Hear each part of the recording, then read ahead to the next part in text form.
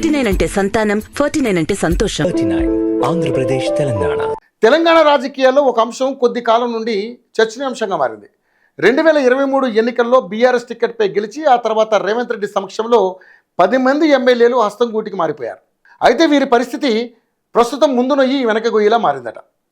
ఇదిలా ఉండగా పార్టీ మారిన 10 మంది ఎమ్మెల్యేల పరిస్థితి గందరగోళంగా మారింది. వీరి ఎమ్మెల్యే పదవిపై అనర్హత వేటు వేయాలని బీఆర్ఎస్ వర్కింగ్ ప్రెసిడెంట్ కేటీఆర్, పాడి కౌశిక్ రెడ్డి సుప్రీంకోర్టులో సవాల్ చేసిన సంగతి అందరికీ తెలిసింది.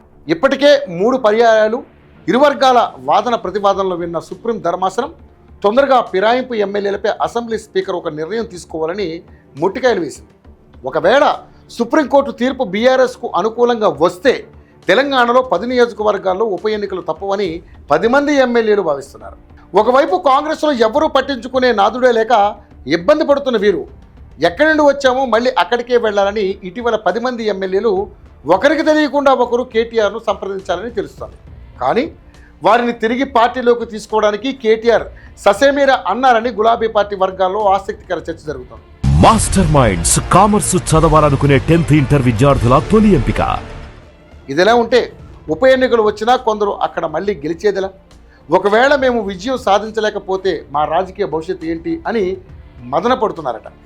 ఇక ఖైరతాబాద్ ఎమ్మెల్యే దానం నాగేందర్కు పార్టీలో తగిన ప్రాధాన్యత ఇవ్వకపోవడం, 2వ మంత్రివర్గ విస్తరణలో సైతం ఆయన పేరు వినపడకపోవడంతో సీఎం రేవంత్ రెడ్డి తీరుపై అసహనం వ్యక్తం చేస్తున్నారట. అందుకే ఇటీవల దానం బీఆర్ఎస్ ఎలకతుర్తి సభ సక్సెస్ అవుతుందని, భారీగా ప్రజలు తరలి వస్తారని, కేసీఆర్ సభలో ఏం మాట్లాడతారన్న దానిపై ఆసక్తితో ఎదురు చూస్తున్నారని మాట్లాడారు. హెచ్సియు భూములపై రీట్వీట్ చేసిన స్మితా సబర్వాల్ని ఆయన సపోర్ట్ చేస్తూ ఆమె తన అభిప్రాయాన్ని తెలిపిందని దానం చెప్పుకొచ్చారు.